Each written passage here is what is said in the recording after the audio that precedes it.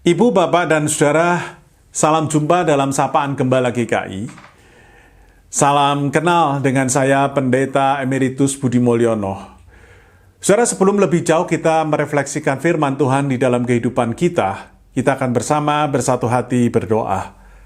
Ya Tuhan, kiranya kesempatan yang singkat ini, kami justru mendapatkan berkat yang besar daripada firman Tuhan yang Kau sediakan bagi setiap kami.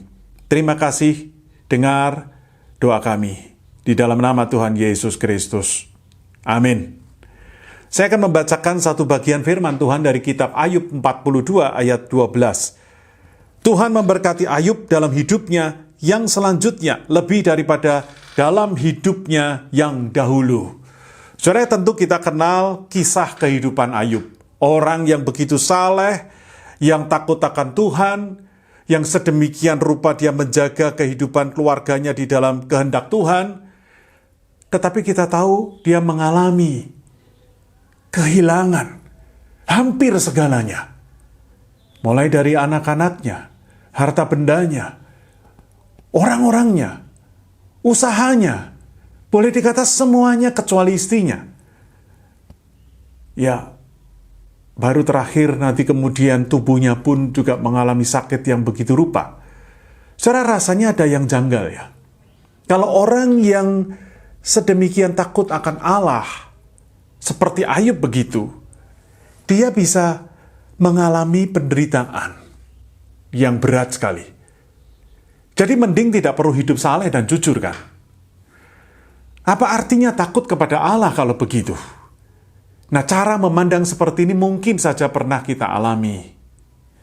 Meskipun kita sadar bahwa cara pandang seperti itu boleh dikategorikan fatalistik. Nah, karena itu hidup Ayub dijadikan oleh Allah sebagai model kehidupan yang fantastik. Bagaimana tidak fantastik, saudara? Fantastik dalam hal ini adalah luar biasa. Bagaimana tidak luar biasanya kehidupan seorang Ayub? Dia sebagai orang yang paling kaya di timur. Dia seharusnya wajarnya pada kebanyakan orang yang demikian punya segala-galanya bisa melakukan semaunya sendiri.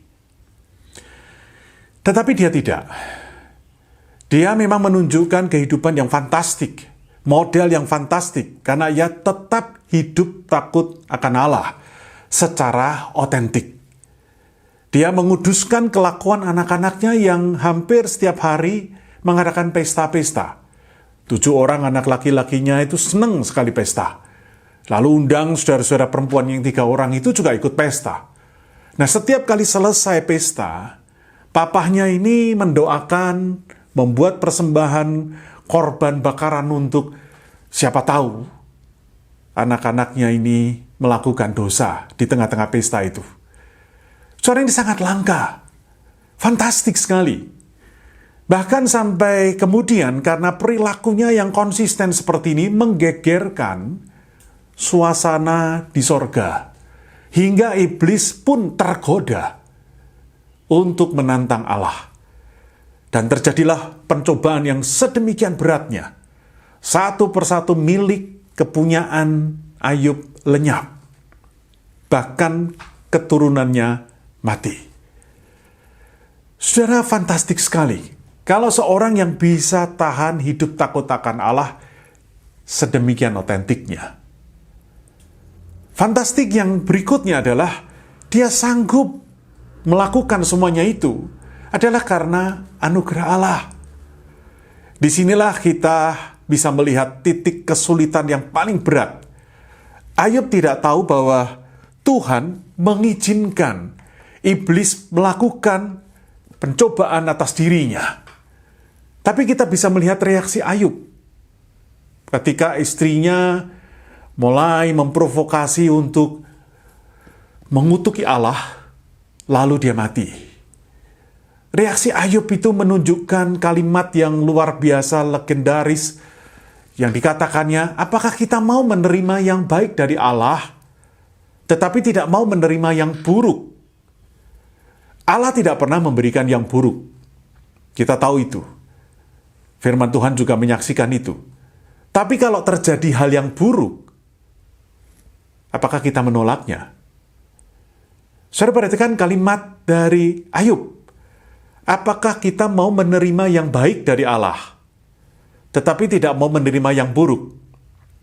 Dia tidak mengatakan yang buruk dari Allah, karena dia tahu membedakan itu.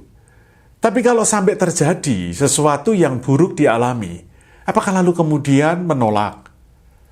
Iman Ayub memancarkan satu keyakinan tanpa dia pernah curiga bahwa Allah akan memberikan yang buruk.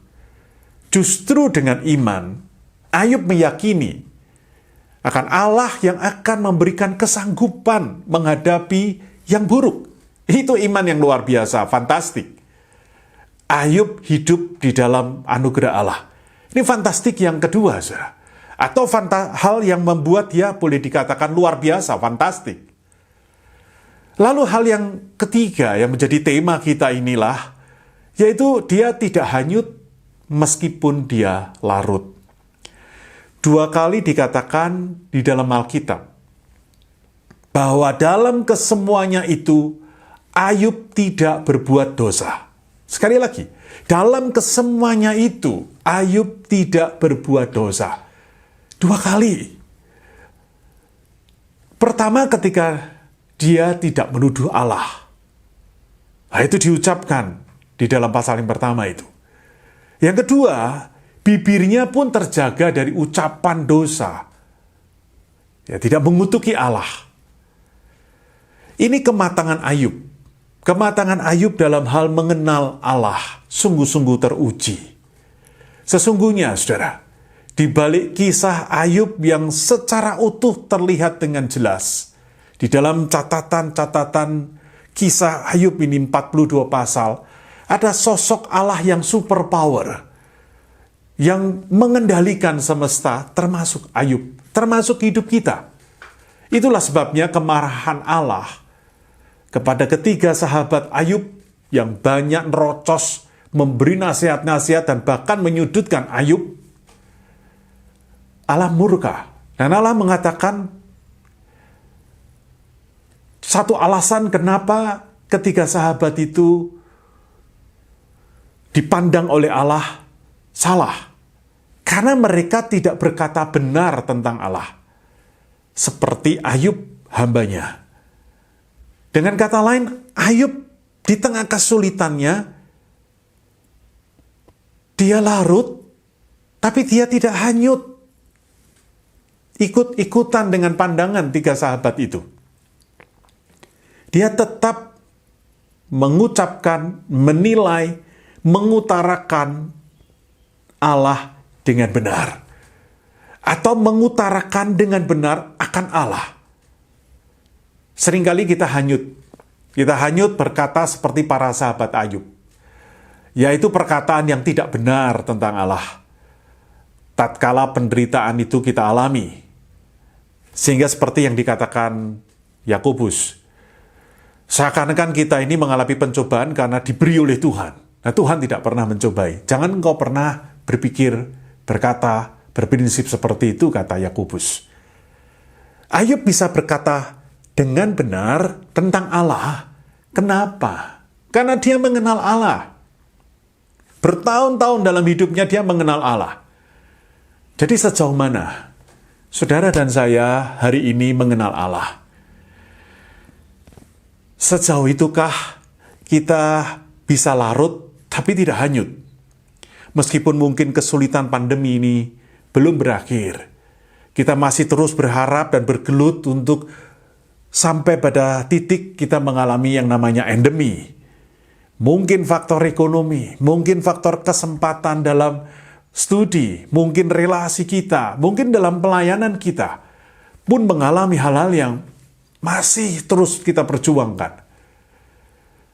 Saudara, dicatat di pasal yang terakhir, yang di awal tadi kita baca, dikatakan bahwa Tuhan memberkati Ayub di dalam hidupnya yang selanjutnya lebih daripada hidupnya yang sebelumnya.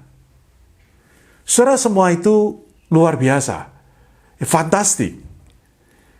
Semua kepunyaan itu dikembalikan oleh Allah 2 kali lipat. ke-10 anaknya dikaruniakan untuk satu masa hidup Ayub 140 tahun kemudian. Ini luar biasa, ini fantastik. Bahkan dikatakan ketiga putrinya itu paling cantik di seluruh negeri. Nggak ada tandingannya. Kita bisa bayangkan, ketika seorang yang takut akan Tuhan, dan kemudian dia terus hidup di dalam anugerah Allah. Oleh karena dia mengenal siapakah Allah, dia tidak akan hanyut meskipun dia larut. Saudara, biar firman Tuhan ini menyapa kehidupan kita dan membawa kita kepada kehidupan yang sesungguhnya. Kita bersama berdoa. Tuhan Yesus, Engkau sudah membuktikan kehidupan Ayub itu sangat real bagi setiap orang yang mengenal Engkau. Karena itu, sapalah kami, sentuhlah kami. Tinggallah bersama-sama dengan kami, entah satu perahu, entah di darat, entah di mana saja, dalam kehidupan keseharian kami sebagai anak-anak Tuhan. Kami boleh hidup, mengenal Allah, dan mengenal Allah, dan mengenal Allah.